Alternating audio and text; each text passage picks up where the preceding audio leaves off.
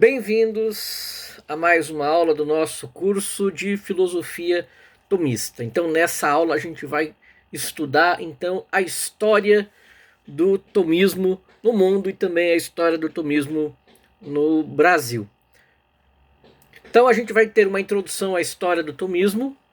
Depois a gente vai estudar o tomismo medieval dos séculos 13 e 14, a primeira geração de filósofos tomistas, a apologia do tomismo, também João de Capriolo.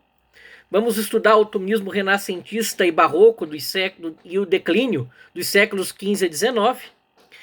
Vamos ver também o renascimento do tomismo e com o neotomismo e depois até o Vaticano II, e o tomismo aí contemporâneo e a história do tomismo no Brasil. Então, introdução à história do tomismo. Objetivos: compreender quem foi Santo Tomás de Aquino e a base de seu pensamento. Traçar também as principais fases históricas do tomismo. E reconhecer o impacto e as diversas expressões do tomismo ao longo dos séculos de hoje. Então, quem foi Santo Tomás de Aquino? Ele viveu entre 1225 e 1274 na Idade Média. Ele foi um frade dominicano, teólogo e filósofo. Mais teólogo do que filósofo, mas foi considerado filósofo também porque ele usou a filosofia de Aristóteles para explicar seu pensamento teológico.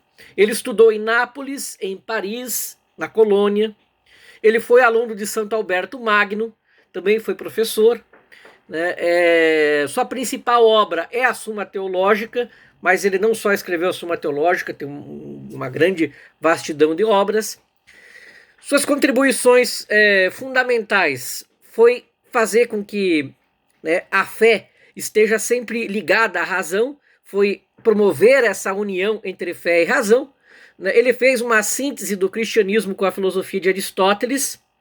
Ele desenvolveu uma metafísica do ser e teorias sobre lei natural, alma humana, conhecimento, ética e também teologia. As fases da história do tomismo. Então nós tivemos o tomismo medieval, que começa ali no século XIII e vai até o século XIV, logo ali após a morte de Santo Tomás. Então, após sua morte, o pensamento de Santo Tomás ele é inicialmente criticado em Paris, em 1277. Teve aí a condenação do bispo de Paris, em relação a algumas teses tomistas. Mas depois ele foi reabilitado. Então tivemos aí a primeira geração de tomistas, o Guilherme de Tocco, o João de Paris, Gilles de Lessiné. No século XV destaca-se o João Capriolo, considerado o príncipe dos tomistas. Depois nós tivemos do século XV ao século XVII o tomismo renascentista e barroco, que teve uma renovação do tomismo diante do humanismo renascentista. Surgiu a escolástica barroca. Nesse período, então, o destaque vai para o cardeal Caetano, chamado também Tomás de Vio, que ele comenta a Suma Teológica com grande profundidade. Aí começa a haver também o uso do tomismo nos manuais teológicos e filosóficos das universidades católicas. Nós tivemos também o período de declínio e marginalização do século XVIII e século XIX, com o iluminismo, aí, o racionalismo e idealismo moderno, de Descartes, Kant, Hegel. Então o tomismo ele é posto de lado. Mas ainda há uma persistência do tomismo apenas em algumas ordens religiosas e também nos seminários. Depois nós tivemos então o renascimento do tomismo com a encíclica Aeterni Patris de 1879, em que o Papa Leão XIII publica essa encíclica conclamando o retorno ao pensamento de Santo Tomás. Então iniciou o chamado neotomismo ou tomismo leônico, que teve como características uma organização sistemática da doutrina de Santo Tomás, a formação de escolas tomísticas, tomistas como o Angélico, em Roma, a Abadia de Louvain, na Bélgica, a aplicação aí à ética, à política, à ciência, à metafísica, e tivemos os principais nomes aí, como Garrigou Lagrange, Cardial Mercier, Jacques Maritain, Gilson, entre outros aí, desse período neotomista. Depois nós tivemos então aí o tomismo e o Concílio Vaticano II, né, nesse período de 1962 e 1965. Então o concílio, ele abre-se a novas correntes filosóficas e teológicas, e o tomismo ele perde a exclusividade que ele tinha, mas ele ainda permanece sendo recomendado pelo concílio. Há um destaque também nesses tempos modernos, em 1998, para a encíclica Fides et Ratio, do Papa João Paulo II, do São João Paulo II, em que ele reafirma a importância de Santo Tomás de Aquino. Agora o tomismo contemporâneo, do século XXI, então ele tem linhas. Existe o tomismo analítico, que é um diálogo do tomismo com a filosofia analítica, filosofia contemporânea, que quem faz isso daí é o Edward Feser, o John Aldani, os americanos que dominam muito isso. Tá? O tomismo tradicionalista, que prega uma defesa ortodoxa de São Tomás de Aquino, que há aí o padre Álvaro Calderon, o professor Carlos Noguet. Existe também o tomismo pastoral e formativo, onde está tendo cursos online de Tomás, formação para catequistas, aplicação à cultura. E tem o tomismo acadêmico, né, feito nas universidades, em editoras, em centros de pesquisas, como o Angélico, Ave Maria Universitate, etc. Por que o tomismo ele é atual? Bom, o tomismo ele continua a oferecer uma visão racional, coerente e realista da realidade. Ele é usado para responder às crises do relativismo e niilismo, articular a fé e a ciência, fundar a ética, o direito natural e também a dignidade humana. Foi chamado pelo Papa Bento XVI de modelo perene de pensamento cristão. Então, o resumo do que vimos aqui. Então, nós tivemos aí o período medieval, do século XIII ao XIV, com obras de Tomás e também seus primeiros comentadores. Nós tivemos o período renascentista barroco, do século XV e XVII, com comentários, né, feito pelo cardeal Caetano e também manuais, né? Tivemos a crise moderna do século XVIII e XIX, com o declínio do tomismo frente ao racionalismo.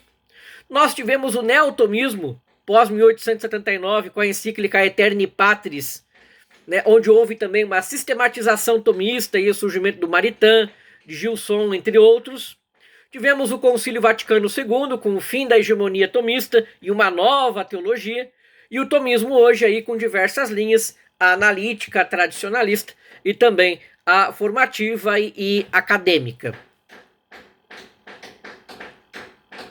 Bom, eu indico para vocês aí, né, a Suma Teológica, para que vocês também leiam a encíclica de Leão XIII, Aeterni Patris, o livro de Introdução à Filosofia de Jacques Maritain, o livro de Escolástica Metafísica do Edward Feser, e aí a Iniciação à Filosofia segundo o método de Santo Tomás de Aquino, do professor Carlos Noguet.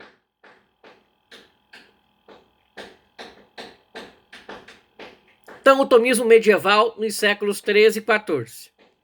Quais são os objetivos? Compreender a origem e o desenvolvimento do tomismo após Santo Tomás de Aquino, identificar os principais autores da primeira geração de tomistas, entender o papel da apologia do tomismo na sua consolidação, analisar a importância de João Capriolo na defesa e sistematização do pensamento tomista. Então, uma introdução ao tomismo. O tomismo é o nome dado à escola filosófico-teológica que se desenvolveu a partir da obra de Santo Tomás de Aquino. O seu pensamento buscava uma síntese entre a fé cristã e a razão, especialmente a filosofia de Aristóteles. Após a morte de Santo Tomás de Aquino, seu pensamento passou por uma resistência inicial em certos círculos teológicos. Depois teve uma valorização posterior, culminando então com sua canonização em 1323 e também a sua proclamação como doutor da Igreja em 1567. Teve a consolidação como doutrina oficial em diversos momentos da história da Igreja, especialmente a partir do Concílio de Trento e do século XIX, com o surgimento do neotomismo.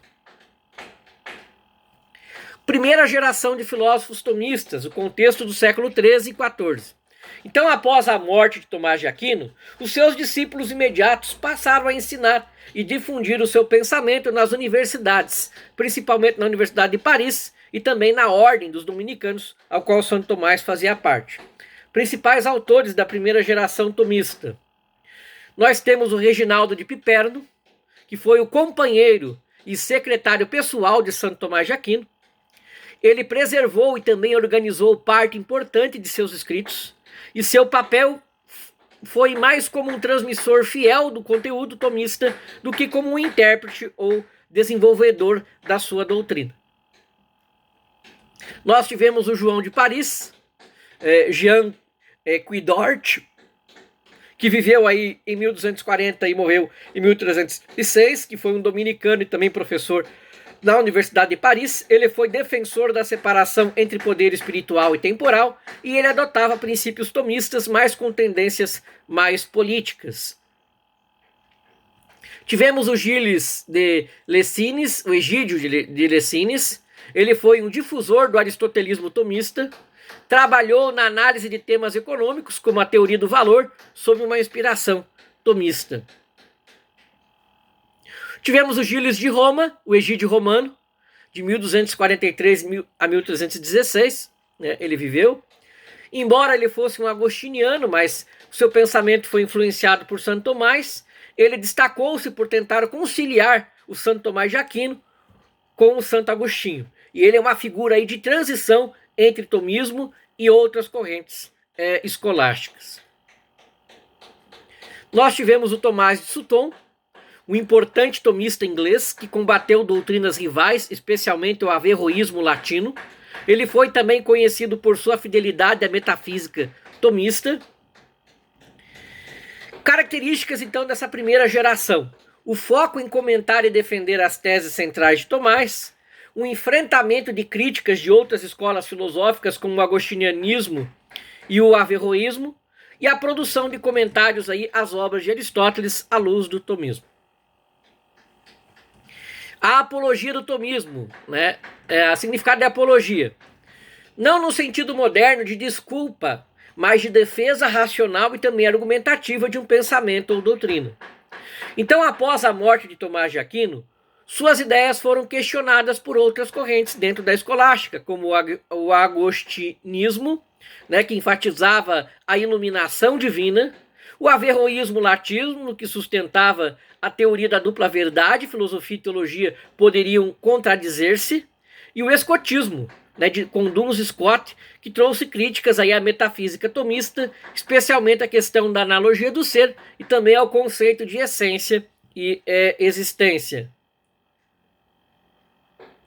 Então a apologia do tomismo, né, a defesa do pensamento tomista contra essas críticas foi feita por uma série de autores apologetas que escreveram para demonstrar a coerência e também superioridade do sistema tomista. Os objetivos da apologia era defender a ortodoxia do pensamento tomista frente a essas acusações, né, de heterodoxia, mostrar que Tomás ele era fiel ao magistério da igreja e conciliar o tomismo com o espírito da teologia cristã da época. A figura do João Capriolo, de 1380 a 1444, ele viveu. Ele foi um frade dominicano francês. Ele estudou e ensinou em Paris, onde ele teve contato também com discussões teológicas mais relevantes de seu tempo, e ele foi conhecido como o príncipe dos tomistas. Sua obra principal, né, a defesa da teologia divina de Santo Tomás de Aquino, escrita entre 1409 e 1433, né, e estrutura-se como uma suma apologética respondendo às objeções contra o tomismo. Né. Então, o conteúdo dessa obra, né, é uma defesa sistemática da doutrina tomista contra críticas do agostinianismo, também do escotismo, respostas rigorosas a objeções contra temas como a distinção entre essência e existência, a teoria da analogia do ser, o conhecimento intelectual e também a questão da graça e da liberdade humana. A importância do Capriolo. Então ele consolidou o tomismo como uma escola teológica com identidade própria. Ele construiu pontes entre a teologia tomista e também o pensamento escolástico posterior. E sua obra influenciou o pensamento teológico da Contra-Reforma e também preparou o caminho para o neotomismo do século XIX. Síntese. Então a primeira geração de tomistas assegurou a continuidade do pensamento de Tomás. A apologia do tomismo foi fundamental para a sua consolidação na tradição cristã. E João Capriolo, ele destacou-se então como o maior defensor do tomismo em sua época, garantindo sua sobrevivência em meio à diversidade da escolástica.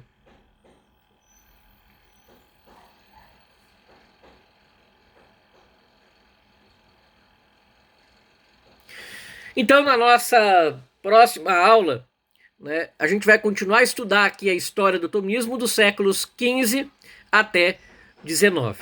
Muito obrigado pela sua atenção e até nossa próxima aula.